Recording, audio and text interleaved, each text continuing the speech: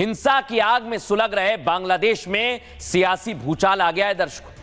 यूनुस को सत्ता से बेदखल करने के लिए तारिक रहमान की एंट्री हो गई दर्शकों। यह है तारिक रहमान जो मैं आपको दिखा रहा हूं। तारिक रहमान पूर्व पीएम खालिदा जिया के बेटे हैं जो लंदन में रहते थे और बांग्लादेश के मौजूदा हालात को ठीक करने के लिए इन्हें बुलाया गया है। 17 साल बाद लौटे रहमान के स्वागत में करीब 1 लाख कार्यकर्ता जुटे दर्शकों। बड़ी बात क्या, रहमान के स्वागत में भीड़ को देखकर मोहम्मद यूनुस भी हैरान रह गए। आपको बता रहा हूं क्योंकि जिस उस्मान हादी के हत्या का आरोप मोहम्मद यूनुस पर लगा है, उसी हादी की हत्या को मुद्दा बनाकर रहमान ने सियासी बिगुल फूंक दिया है। वो भी उस समय जब अगले साल 12 फरवरी को आम चुनाव होने वाले हैं बांग्लादेश में, और उससे पहले शेख हसीना की पार्टी अवामी लीग को बैन कर दिया गया है। आपको बताएं, बांग्लादेशी नेशनलिस्ट पार्टी का चुनाव जीतना अब तय माना जा रहा है, यानी बीएनपी। लेकिन ये जो रहमान है ये दूध का धुला नहीं है। सबसे बड़ी बात तो यही है कि रहमान हिंदू की हत्या पर चुप रहे, कुछ बोले नहीं। वो उस्मान हादी की हत्या पर जरूर घड़ियाली आंसू बहा रहे थे क्योंकि सवाल वोट का है, मगर हिंदू युवक दीपू दास की हत्या पर रहमान ने एक शब्द नहीं बोला। इसके पीछे बड़ी वजह उनकी पार्टी बीएनपी का इस्लामिक एजेंडा है दर्शकों। बीएनपी एक कुख्यात यहूदी विरोधी इस्लामी राजनीतिक दल माना जाता है। 2004 में ढाका ग्रेनेड हमले का आरोप तारिक रहमान पर लगा था। तब शेख हसीना विपक्ष में थी। इसमें कई वीवीआईपीज की मौत हो गई थी दर्शकों। ढाका की एक अदालत ने उन्हें आजीवन कारावास की सजा भी सुनाई थी। अब रहमान एक बार फिर 17 साल बाद बांग्लादेश लौट चुके हैं, लेकिन तारिक रहमान का एजेंडा अब भी नहीं बदला है और यह बदलेगा भी नहीं दर्शकों। इसलिए हिंदुओं को चिंता करना होगा क्योंकि दीपू दास की हत्या पर एक शब्द रहमान ने नहीं कहा और उस्मान हादी की हत्या पर कैसे आंसू बहाए, सुनिए जरा। 24 आंदोलनेर एक साहसी। मैं उस्मान हादी की दुखद हत्या से गहराई से शोकाकुल हूँ। अल्लाह उनकी रूह और उन्हें जन्नत नसीब करे। उनकी यह समय शहादत फिर से याद दिलाती है कि राजनीतिक हिंसा कितनी बड़ी मानवीय कीमत वसूलती है। हादी एक साहसी राजनीतिक कार्यकर्ता और निडर आवाज़ थे जो हमेशा अन्याय के खिलाफ खड़े रहते थे। उस्मान हादी चाहते थे कि देश के लोगों को उनके आर्थिक अधिकार वापस मिलें। 1971 और 2024 में शहीद हुए लोगों को सम्मान देने के लिए उस्मान हादी ने जो कहा, देश को उसी तरह बनाया जाना चाहिए जैसा सोचा गया था। युवा पीढ़ी भविष्य में देश का नेतृत्व करेगी। हम देश में शांति चाहते हैं। हम सब मिलकर काम करेंगे और अपना बांग्लादेश बनाएंगे। আসুন আমরা আমাদের সেই প্রত্যাশিত বাংলাদেশ গড়ে তুলব যেখানে আমরা। अब दर्शकों मैं आपको बताता हूं, रहमान का इतिहास, भूगोल सब आपने देख लिया है, लेकिन ये रहमान हिंदुओं के लिए तो चिंता का विषय ही है क्योंकि हिंदू वहां मर रहे हैं और इनकी कोई बात नहीं कर रहा है दर्शकों। कोई इनके लिए आवाज नहीं उठा रहा है। लेकिन हाँ, हादी की मौत का मुद्दा बनाया जा रहा है क्योंकि मैंने बताया ना, सवाल वोट का है। लेकिन दर्शकों अब आवाज उठने लगी है और आपको बताता हूं मैं। आइए, योगी आदित्यनाथ ने इसके लिए आवाज बुलंद और बांग्लादेश में जो हो रहा है उसके लिए क्या कहा है, पहले सुनवाता हूं आपको। बांग्लादेश सरकार को इस बात की चेतावनी देता हूं और इसीलिए हम कह रहे हैं,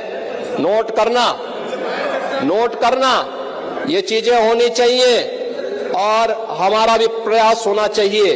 जब बांग्लादेशी को यहां से निकालेंगे और रोहिंग्या को यहां से बाहर का रास्ता दिखाएंगे तो उनके समर्थन में मत आना। और अब मैं आपको बताता हूं दर्शकों, जैसे ही कहा गया है, लगातार देश भर में कैसे घुसपैठियों को भगाया जा रहा है उसके आंकड़े आप देखिए। ये यूपी की तस्वीर सामने आई है, उसके बाद फोर्स ने कैसे एक्शन लिया, सुनवाता हूं आपको मैं।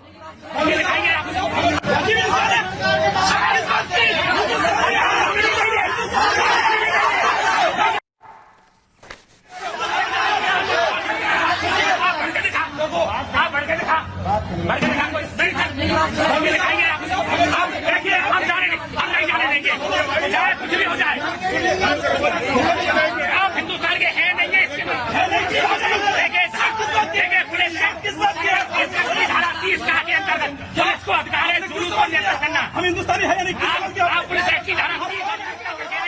देख रहे हैं आप, पुलिस को चुनौती दे रहे हैं कि यहां से आगे बढ़ के दिखाएं। अब ये तस्वीर मैं आपको दिखाता हूं राजस्थान की दर्शक, और राजस्थान में बांग्लादेशी घुसपैठियों के ठिकानों पर बड़ा एक्शन हो रहा है। दिखाइए जरा, सुनवाइए इसे। जोधपुर में बांग्लादेशी रोहिंग्या पर कार्रवाई, बुलडोजर चला। हटा दिया।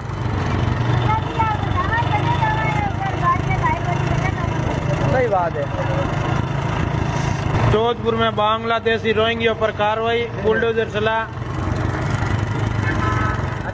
अब मैं आपको दिखाता हूं दर्शकों, असम में क्या हो रहा है। बांग्लादेशी घुसपैठियों को भगाया भी जा रहा है और उनकी ठुकाई भी हो रही है। सुनवाइए जरा।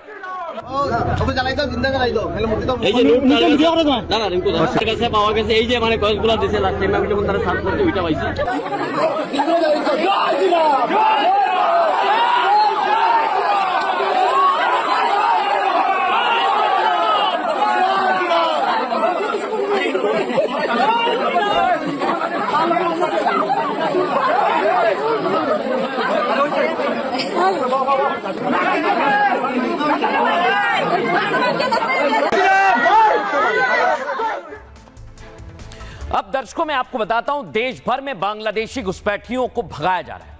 लोग अपील कर रहे हैं कि जब वहां से हिंदुओं को भगाया जा रहा है तो जो लोग यहां पर अवैध तरीके से रह रहे हैं उन्हें क्यों ना भगाया जाए।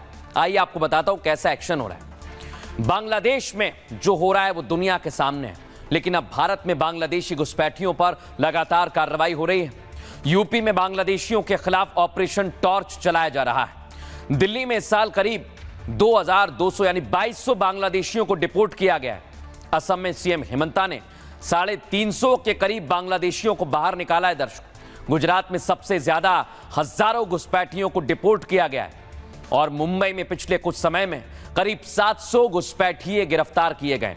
शहर शहर इस ड्राइव के बाद कुछ घुसपैठिए खुद देश छोड़कर भाग रहे हैं, लेकिन कई जगह पर बांग्लादेशी झुग्गी बनाकर चोरी छिपे रह रहे हैं, जिसे बाहर निकालने के लिए पंडित धीरेन्द्र शास्त्री ने बड़ा बयान दे दिया है और उन्होंने कहा यही समय है बांग्लादेश को देश से बांग्लादेशियों को बाहर करने का, क्योंकि अगर ऐसा नहीं हुआ तो भारत को बांग्लादेश बनते वक्त नहीं लगेगा।